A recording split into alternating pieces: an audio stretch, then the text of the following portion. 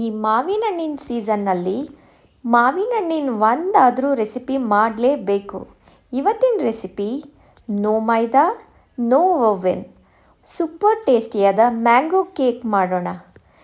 ಹೇಗೆ ಮಾಡೋದು ಅಂತ ನೋಡೋಣ ಬನ್ನಿ. ಮೊದಲಿಗೆ 1 ಕಪ್ ರವೆ, ಇದು ಉಪ್ಪಿಟ್ಟು ರವೆ, ನಾರ್ಮಲ್ ವೈಟ್ ರವೆ ತಗೊಂಡಿದ್ದೀನಿ. ನಂತರ ಸೇಮ್ ಮೆಷರ್ಮೆಂಟಲ್ಲಿ ಅರ್ಧ ಕಪ್ ಸಕ್ಕರೆ ಹಾಕಿದ್ದೀನಿ. ಸಕ್ಕರೆ ಜೊತೆನೇ 2 ಏಲಕ್ಕಿ ಹಾಕಿ ಮಿಕ್ಸಿಯಲ್ಲಿ ತುಂಬ ಸಾಫ್ಟಾಗಿ ಗ್ರೈಂಡ್ ಮಾಡ್ಕೊಳ್ಳಿ. ನಂತರ ಸ್ಟೇನರ್ ಯೂಸ್ ಮಾಡಿ ಅದಕ್ಕೆ ಗ್ರೈಂಡ್ ಮಾಡಿದ ರವೆ ಮತ್ತು ಸಕ್ಕರೆನ 1 ಗಂಟು ಇಲ್ಲದ ಹಾಗೆ ಜರಡಿ ಮಾಡ್ಕೊಳ್ಳಿ.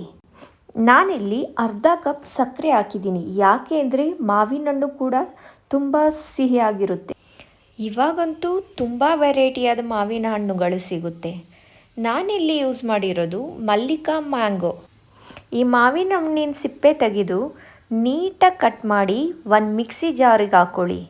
ನಂತರ ಇದಕ್ಕೆ ಅರ್ಧ ಕಪ್ ಹಾಲು ಹಾಕ್ಕೊಂಡಿದ್ದೀನಿ, ಕೆನೆ ಸಮೇತ ಹಾಕಿದ್ದೀನಿ. ಈ ಗ್ರೈಂಡ್ ಮಾಡಿದ ಪೇಸ್ಟ್ನ ರವೆ ಮತ್ತು ಸಕ್ಕರೆ ಪೌಡರ್ಗೆ ಹಾಕಿ ನೀಟಾಗಿ ಕಲಿಸ್ಕೊಳ್ಳಿ. ಇದು ಹಿಟ್ಟು ಸ್ವಲ್ಪ ಗಟ್ಟಿಯಾಗೇ ಇರಬೇಕು, ತುಂಬ ತೆಳುವಾಗಬಾರ್ದು. ತುಂಬ ಗಟ್ಟಿ ಅನಿಸಿದ್ರೆ 2 ರಿಂದ 3 ಟೇಬಲ್ ಸ್ಪೂನ್ ಹಾಲು ಹಾಕಿ ಕಲಿಸ್ಕೊಳ್ಳಿ. ಈ ಕೇಕಿನ ಮಿಶ್ರಣನ 45 ನಿಮಿಷ ನೆನಿಲಿಕ್ಕೆ ಇಡಬೇಕು. 45 ನಿಮಿಷ ಆದಮೇಲೆ ಇದಕ್ಕೆ 2 ರಿಂದ 3 ಟೇಬಲ್ ಸ್ಪೂನ್ ಬೆಣ್ಣೆ ಹಾಕಬೇಕು. ಇಲ್ಲ ಅಂದರೆ 2 ಟೇಬಲ್ ಸ್ಪೂನ್ ತುಪ್ಪ ಆಗಲಿ ಅಥವಾ ವೆಜಿಟೇಬಲ್ ಆಯಿಲ್ ಆಗಲಿ ಯೂಸ್ ಮಾಡ್ಬೋದು.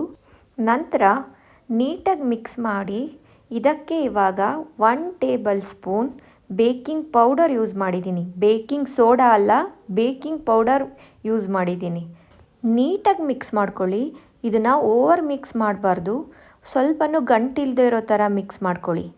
ನಂತರ ಮೊದಲಿಗೆ ಒಂದು ತವಾ ಇಟ್ಟು ಅದರ ಮೇಲ್ಗಡೆ ಅಪ್ಪೆ ಪ್ಯಾನ್ ಇಡ್ತಾಯಿದ್ದೀನಿ, ಓವರ್ ಹೀಟ್ ಆಗಬಾರ್ದು ಅಂತ. ನಂತರ 2 ಟೇಬಲ್ ಸ್ಪೂನ್ ಬಟರ್ ಹಾಕಿ ಕಲಸಿಟ್ಟ ಮಿಶ್ರಣನ ಪ್ಯಾನ್ಗೆ ಹಾಕ್ಕೊಳ್ಳಿ. ಆಗಲೇ ನಾನು ಏಲಕ್ಕಿ ಯೂಸ್ ಮಾಡಿದೆ, ನೀವು ಬೇಕಾದರೆ ಕೇಸರಿನೂ ಯೂಸ್ ಮಾಡ್ಬೋದು. ಮಾವಿನ ಹಣ್ಣಿಗೆ ಕೇಸರಿ ಗುಡ್ ಕಾಂಬಿನೇಷನ್. ಕೇಕ್ ಮೇಲೆ ಡೆಕೋರೇಟ್ ಮಾಡೋದಕ್ಕೆ ನಾನಿಲ್ಲಿ ಟ್ಯೂಟಿ ಫ್ರೂಟಿ ಯೂಸ್ ಮಾಡಿದ್ದೀನಿ. ನೀವು ಬೇಕಾದರೆ ಗೋಡಂಬಿ ಅಥವಾ ಬಾದಾಮಿನ ಚಿಕ್ಕದಾಗಿ ಕಟ್ ಮಾಡಿ ಯೂಸ್ ಮಾಡ್ಬೋದು, ತುಂಬ ಚೆನ್ನಾಗಿರುತ್ತೆ. ನಂತರ ಮೇಲ್ಗಡೆ ಗಾರ್ನಿಷ್ ಮಾಡಿ 10 ರಿಂದ 15 ನಿಮಿಷ ಲಿಡ್ನ ಕವರ್ ಮಾಡಿ ಲೋ ಫ್ಲೇಮಲ್ಲಿ ನೀಟಾಗಿ ಬೇಯಿಸ್ಕೋಬೇಕು.